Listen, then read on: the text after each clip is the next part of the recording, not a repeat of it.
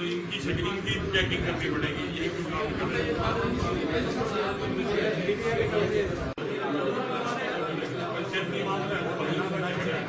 आने वाले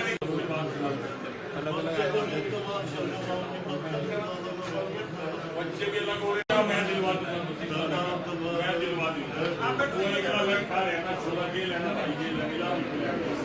कोई ना कोई रोड़ा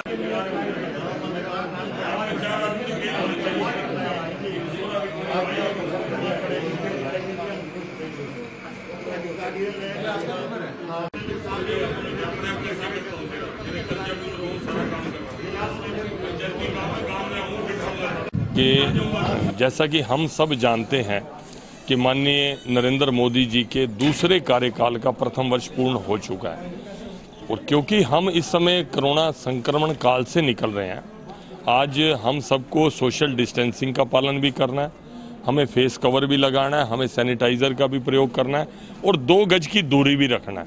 लेकिन भारतीय जनता पार्टी एक जीवंत संगठन है और निरंतर जो लोगों के बीच में रहा, चाहे वो कोरोना संक्रमण काल था या कोरोना से पहले दूसरे कार्यकाल के पहले वर्ष के 8-10 महीने थे, लगातार लोगों में बीच में रहते हुए जिस तरह के ऐतिहासिक फैसले इस बार पार्लियामेंट ने की, और मैं सौभाग्यशाली हूँ कि उस हिंदुस्तान की सबसे बड़ी पंचायत में मैं करनाल लोकसभा क्षेत्र के प्रतिनिधि के रूप में वहाँ पर उपस्थित था और वो सौभाग्य मुझे मिला कि जब धारा 370 को हटाने के पक्ष में जब मेरे को बटन दबाने का मौका मिला और 370 वोटों से धारा 370 को हटाया गया।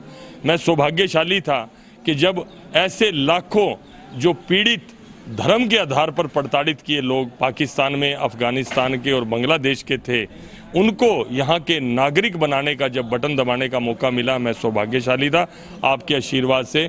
और जिस तरह से 3 तलाक की कुप्रथा, जबकि अनेक मुस्लिम देशों में ये हट चुकी थी, लेकिन हिंदुस्तान में तुष्टीकरण की राजनीति के कारण, वोट बैंक की राजनीति के कारण हम वर्षों से उस कुप्रथा को ढोते आ रहे थे, जिसमें मेरे मुस्लिम बहनें बहुत ज़्यादा पीड़ित होती थी कि 3 बार तलाक तलाक तलाक कहने से उनका जीवन अंधेरे में चला जाता था। और इस तरह का ऐतिहासिक फैसला, और मैं कहूँगा कि बोल्ड फैसला, माननीय नरेंद्र मोदी जी के नेतृत्व में ही संभव था। वो कहते हैं कि मोदी हैं तो मुमकिन है।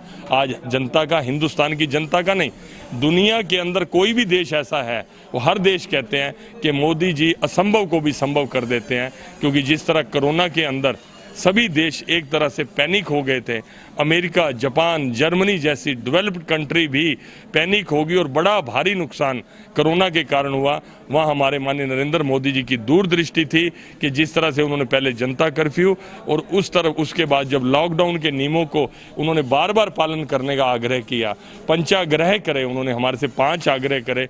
उस तरह से मैं समझता हूँ कि हम हिंदुस्तानियों की संकल्प शक्ति और जिस तरह से कोरोना वॉरियर्स, चाहे वो डॉक्टर्स थे, पैरामेडिकल स्टाफ था, चाहे यहाँ का प्रशासन था, चाहे पुलिसकर्मी थे, चाहे सफाई कर्मी थे, चाहे मीडिया कर्मी थे, सब ने जन जागरूकता करते हुए, बड़े प्यार से सबको समझाते हुए कोरोना संक्रमण काल में MHA की जितनी गाइडलाइंस थी उसको पालन किया, जिससे हम काफ़ी हद तक इस नुकसान को बचा पाए।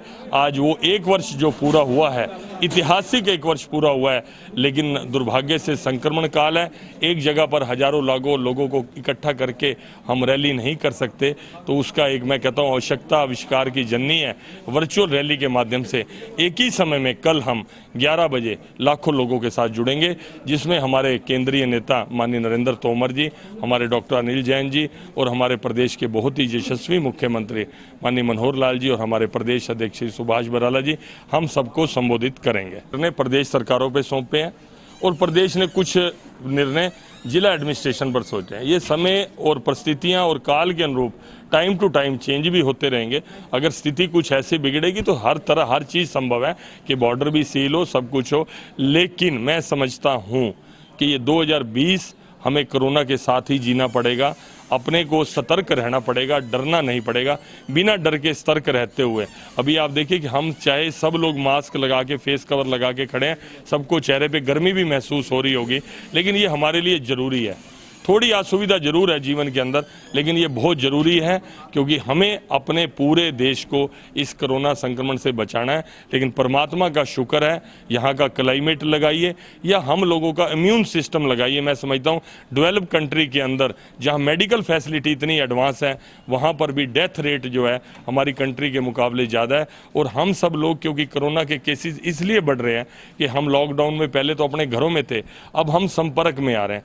कोरोना से भी ज़्यादा डेंजरस और बीमारियां हैं, लेकिन कोरोना के अंदर सबसे खतरनाक बात यह है कि एक दूसरे से बड़ी आसानी से ये ट्रांसफ़र हो जाता है। इसलिए अगर हम 2 गज की दूरी रखेंगे, सोशल डिस्टेंसिंग का पालन करेंगे और फेस कवर लगाएंगे, और कवर भी ऐसा जो नाक और मुंह को ढकने वाला, और अपना इम्यून सिस्टम बढ़ाएंगे। मैं इस कोरोना संक्रमण काल में अगर अपनी बात बताऊं, सुबह 2 घंटे एक्सरसाइज करता हूं, नीम का दातुन लेता हूं, हल्दी वाला रात को दूध लेता हूं, और जो काढ़ा जो आयुष विभाग ने हमें दिया है उसका मैं सेवन करता हूं। मैं समझता हूं, मैं अनेक सैकड़ों लोगों से रोज मिलता हूं, आप भी देखते हैं। मैं समझता हूं कि अगर हमारा इम्यून सिस्टम ठीक रहेगा, क्योंकि कोरोना की कोई दवाई ईजाद नहीं हुई, वो ईजाद होने में 1 साल लगेगा। कोरोना की दवाई हमारी बॉडी ही अंदर से ईजाद कर रही है, अपने आप कर रही है, लेकिन वो तभी कर पाएगी जब आपका इम्यून सिस्टम ठीक है। फसल तेरी कटवा दूंगा, बो देंगे फसल तेरी कटवा, ट्री का बीज गल जाएगा तेरी जमीन में, जो दिक्कत वाला लोग पंचायती काम है, पंचायती काम है, खाने वाला क्या करेगा।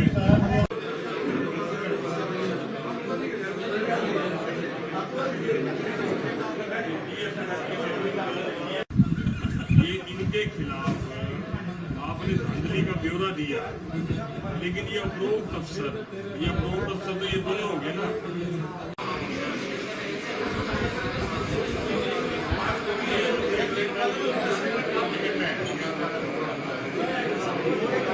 दरबार जनता दरबार लगाने जो है सांसद संजय भाटिया जो है पहुंचे हैं। जैसे कि उन्होंने कहा था कि हर मंगलवार, वीरवार और शनिवार को वह खुला दरबार लगाएंगे, और आज आप देख सकते हैं कि किस तरह से भारतीय जनता पार्टी